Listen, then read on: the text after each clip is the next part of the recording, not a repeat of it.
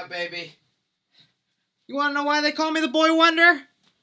Cause boy, they wonder how I always look this good. Hey DC fans, thanks so much for clicking on this video. My name is Chris. I decided to dress up as my favorite DC superhero in preparation for this. What I'm gonna do here for you guys is giving you my reaction and breakdown to some of the biggest news revealed at DC Fandome. I'll leave timestamps in the description if there's something you want to hear most about. I'll most likely be making the Batman their own separate video, but be sure you guys are hitting that like button. Comment down below what you liked and your reactions to everything. But without further ado, let's get started with a little cringe trope. Mr. Johnson, thank you for being with us today. We hear you're in the new Black Adam movie. What's that going to be like? As the hierarchy of power in the DC universe is about to change. Oh, nice. That sounds good. Any word on Jumanji 3? I know a lot of us are curious about that one. The hierarchy of power in the DC universe is about to change. Okay, away from work. We heard you just had a little baby. How's that bundle of joy doing? The hierarchy of power in the DC universe is about to change. With everything going on in DC Fandome, first thing they kicked off with is a first look at Black Adam. They started off recycling some footage from last year's DC Fandome, but they also went ahead and tossed in actual first looks at the costumes for the Justice Society of America. Now you can think of these guys as an older version of the Justice League, and they gave us our first look at Pierre Brosnan's Dr. Fate helmet. Looks real shiny and gold. You also have Aldis Hodge as Hawkman and his emblem on the chest, really reminding you of his comic book counterpart. That looks really sweet. I really like the design choice on that one. Cyclone in her costume, just like a little tornado on there. That's also cool. I'm also liking the detailing on Noah Centinio's outfit right there as the Atom Smasher. I was hoping they'd give us a full reveal of all the suits, but this is all they gave us for now as far as first looks to the costumes, because they revealed us the first couple of minutes of Black Adam, where we find a couple of archaeologists who are doing some research and trying to find some artifacts, and they come across the prison that was keeping Black Adam away for thousands and thousands of years and accidentally unleashing him by shouting the words Shazam. And look, I was not that excited for Black Adam, but I gotta admit, these couple minutes of footage were awesome because you see the brutality that Black Adam has in this, where he straight up electrocutes a guy to death, turns him into a skeleton, and then just breaks him apart. Also, he was catching bullets in there, taking them all one by one. I dare to say it, the hierarchy of the DCU is about to change. Also gotta admit, the Black Adam costume looks really sweet right there. We saw some behind the scene leak, and the suit was looking a little rubbery, but right here up and close, it looks damn good, and I can't wait to see him fight off the Justice Society of America. Let me know what you guys thought of the Black Adam first look.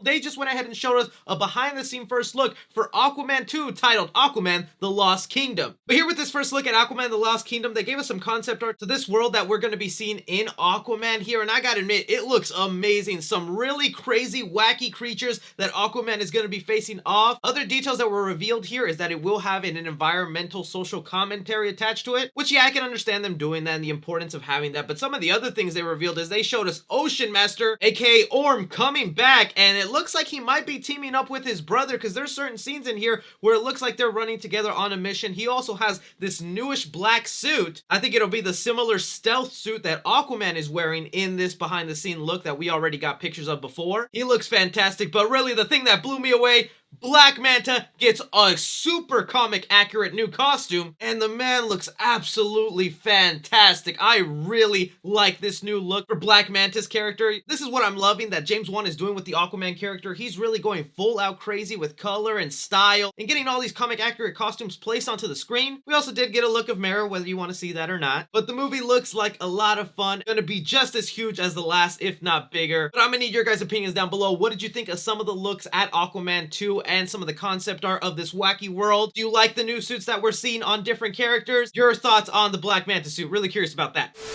Next up, we were given a panel on DC's Peacemaker. This will be their HBO Max series and kind of a spin-off to the Suicide Squad with John Cena's character, and it looks like a lot of fun. I don't know how excited I am for this, and I feel almost about the same after watching this trailer. It definitely looks like I'm gonna get a lot of laughs out of this, because I really like John Cena's sense of humor in here. The action looks like a lot of fun, as well as his little eagle sidekick. I also like how they're throwing in other superheroes in here and kind of expanding out the DC universe, because we have Vigilante, key. It definitely looks like something interesting is going on, because at one point in this trailer, you even see John Cena kind of have like this glow to him. I don't know if that's a shield or whatnot, but some supernatural stuff is going to be down in here. James Gunn has really been hyping this show up and saying that there's going to be a lot of surprises in here. I don't know whether this will link up to future movies or other things going on, or just more seasons of this show, but I'm sold on it. I'm going to be checking it out. I just don't think this trailer got me over the moon excited to see this. Let me know what you guys thought about the first look trailer at the Peacemaker series.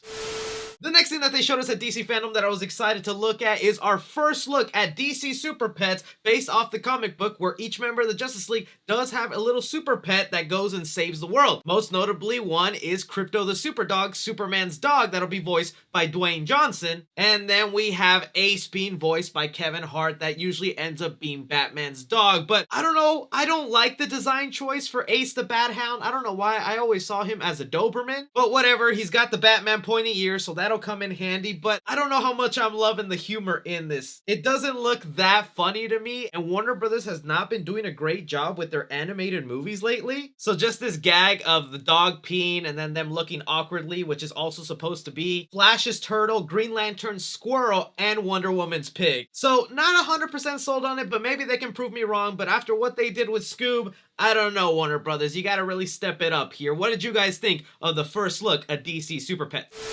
From there, they did give us our first little teaser trailer for The Flash. Now, I actually went ahead and made that its own separate video. So if you want to see my thoughts on the trailer and a breakdown to little Easter eggs and references and just understanding that movie better, I'll link it in the description. Once that was passed, then they started talking about the upcoming live-action Blue Beetle movie that I am extremely hyped for, okay? Jaime Reyes as the character of Blue Beetle is exciting to me, not only because I'm Hispanic, and so is this version of Blue Beetle, but some of the details they were just talking about with this movie and what they're going to do with it. And as I'm talking about this, let's go ahead and take a look at the first look concept art that they have. This is what they're wanting to do with the Blue Beetle costume, and wow, does it not only look comic accurate, it looks beautiful, okay? If you don't know too much about Blue Beetle, basically he's just a regular teenage kid who is going to be played by one of the stars of Cobra Kai, Zolo Maridueña. But now, even just looking past this amazing costume, it looks like they will be touching a little bit on the origin story that we kind of know, where it involves the first Blue Beetle. Because what happens is he gets an ancient alien scarab that lands on his back, attaches to his skin, and then gives him this suit with all this alien tech abilities. But he wasn't the first one to find it or know about this technology. It was originally found by Ted Kord, who's kind of like this high-tech CEO of a company, and uses the technology of the Blue Beetle and everything he can learn from it to make his own suit and weapons and gadgets into the stuff he needs to fight crime, which was a really interesting hero. It's almost kind of like a Batman thing. And then Jaime Reyes is the one that actually lets the scarab attach to him and give him the full suit power. So hopefully Ted Kord can be thrown in there, since they do have his company in the background. So really awesome first look at the Blue Beetle.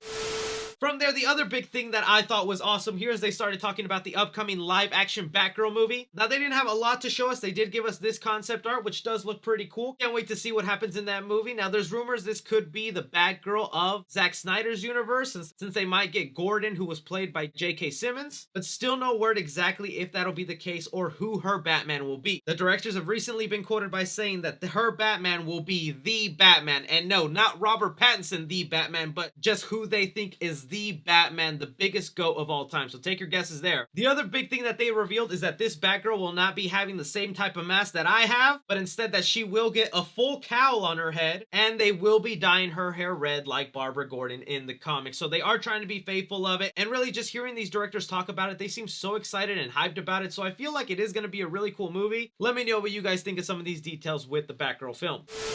From there, we were given our first behind-the-scenes look to Shazam 2, titled Shazam! Fury of the Gods. And although I thought the Aquaman behind-the-scenes looked really good, I think this one outbeat it. I'm really loving these new costumes on the characters. One thing you'll notice this time around is the actress Grace Fulton, who plays Mary, will be playing her superhero self. So whenever she speaks the words Shazam, she'll still look exactly the same, which I'm perfectly fine with. The powers of Shazam don't really turn you into a different person. They just age you up to your peak age. But the other thing I was liking about this behind the scenes look is they were really emphasizing some of the Greek mythology that will influence this movie. And that's something I love that they're exploring with the Shazam character, because he's kind of comprised of Greek mythology, with his name meaning wisdom of Solomon, strength of Hercules, stamina of Atlas, power of Zeus, courage of Achilles, and speed of Mercury. So here they show off some of those mythological creatures and these three goddesses that'll be coming into their world to wreak some havoc on Shazam and the family. But probably my favorite part of this, their superhero layer that that they sit in at the end of the first Shazam, they have pimped it out and really decorated it like a bunch of kids would do, making it into like a cool little clubhouse. So this one definitely got me excited for Shazam 2 Fury of the Gods. Let me know if it got you guys excited. And then of course, the moment everyone was waiting for, they went ahead and revealed the Batman trailer. Again, I did 2 separate videos on the Batman trailer, one where I react to it, and man, this is the most beautiful trailer I have seen in a long time. But along with that, I also went ahead and did a trailer breakdown. If you're curious about my more in-depth thoughts, I'll have those linked in the description. Really, those were the things that I thought were the biggest reveals out of DC Fandome. I was kind of surprised we didn't get a lot more, and although I really liked the event and thought they did a good job with it, it just kind of feels like this event wasn't as hyped as it was last year. But I want to know from you guys, did you like this year's DC Fandome? What was your favorite piece of news? What was your least favorite piece of news? Everything,